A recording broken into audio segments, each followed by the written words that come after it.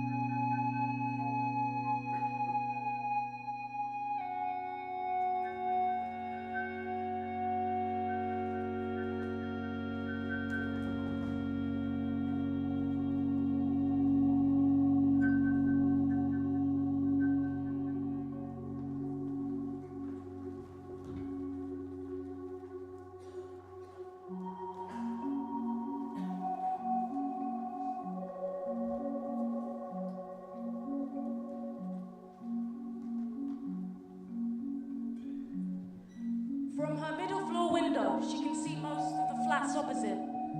The building's red brick has been stained by pollution and passing seasons. There's a to let sign in the 5th floor left-hand window again. Wonder how much the rent has increased this time. One to the right, through the half-closed black curtains, there's a wooden ceiling beam the light won't touch. Cigarettes burn the windowsill to an oil spill. The window's cracked open and you can see the dust spiralling towards the light bulbs. Below is framed with heavy ivory curtains, always open. The top left corner is covered in transfers of purple stars and yellow daisies. Dead center, balanced on the ledge, sits a vase of lilies wilting in the April sunlight. On the top floor is a window that never opens. The floral-styled 50s-looking curtains are sun-faded. Yellowed nets hang limp. 2 webbed feet stand on the windowsill waiting to be fed. 2 floors down, The ledges piled high with old magazines, comic books, and yesterday's newspapers. The ledge is framed with bottles of spirits, almost enough to make any cocktail. The people who enter are always drunk and never call back. On the middle floor are 2 open windows becoming nostrils, breathing the faint smell of spices and marijuana smoke into the passing breeze. Below them on the ground floor, the curtains are always closed, deep green, possibly velvet, vibrating to the drum and bass seeping out from behind the open window. Next door, darkness, apart from a flicker of television. Decor from Wilkinson's, unused candles, leftover Christmas decorations. The glass is lined with bottles of spirits, almost enough to make any cocktail. The people who enter are always drunk and never call back. She sees the whole world in that building, each window a magnifying glass focused on one tiny part, each cell unaware of its role within the organ. They guard themselves, they hide away, and sometimes they expose more than they realize.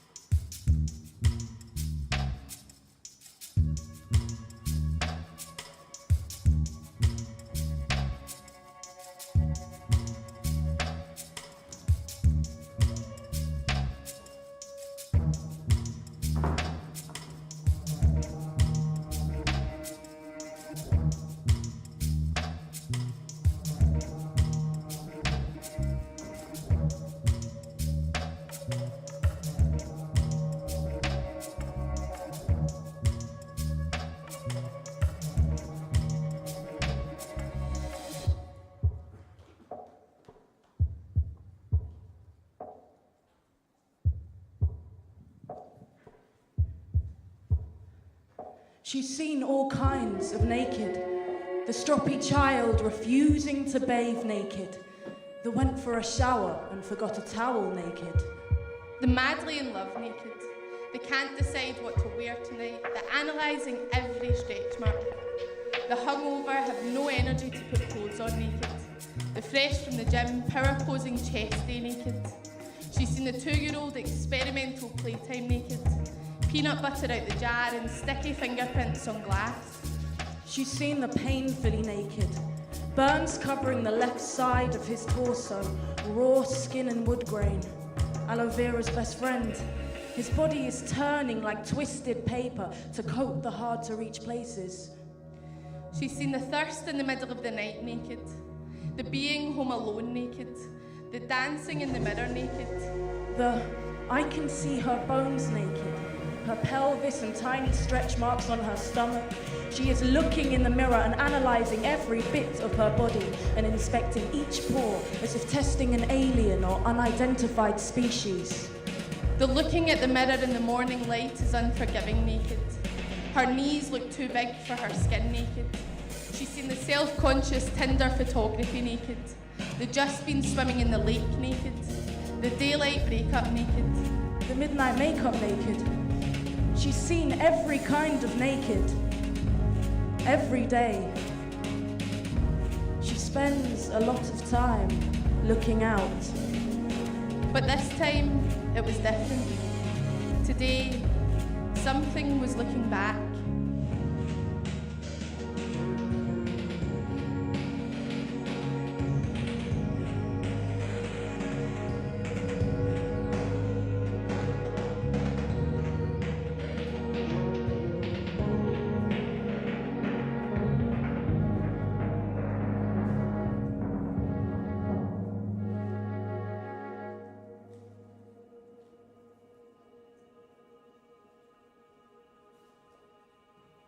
Two eyes cut into the silence, unclothing her. She stops, body rigid, suddenly exposed, open to inspection and interpretation, no longer in control. The people in the flats carry on, moving with the thrum of the building, but these two green eyes fix a stare, following her like a GPS tracker, and she's not quite sure how to react. Her lips offer a cautious smile, their gazes tethered together. The figure returns a blink and a twitch of whiskers. After a moment, it slinks back off of the windowsill, uninterested again, back to being a part of the whole. She relaxes, breathes, smiles again, and retreats.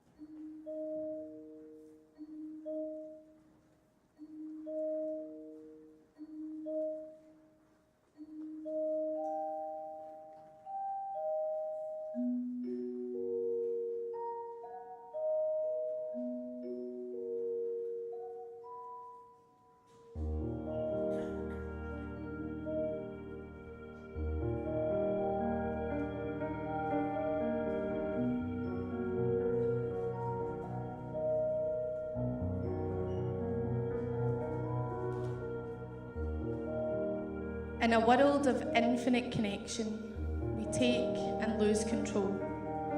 And as we look out into the world, searching for support, sometimes all we need is a moment of knowing that someone is looking back.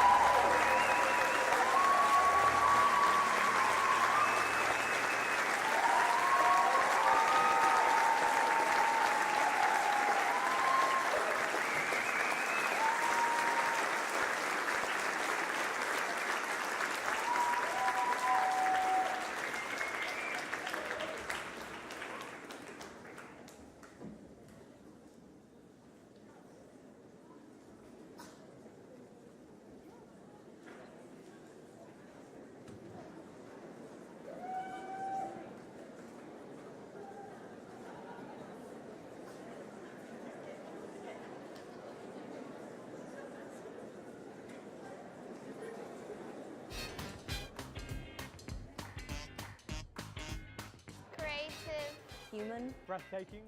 Art. French. Thought-provoking. And definitely impressive. My favourite bit I caught was there was two people sort of slow dancing on top of someone's shoulders, and it was such like a beautiful, intimate, carefree little moment. The flyers always look so effortless, but then to look at the work that's going in through all the bases, just phenomenal. I think when they lifted up the boxes on top of each other, that was really good. It looked a bit scary, like they're going to topple over at any moment, but they never did. I would recommend It's Not Yet Midnight to everyone, across the board, in Circus, outside of Circus, dance, theatre, everything. It gives you something to think about as well as just being beautiful and entertaining. I think anybody can watch that show, it's really good.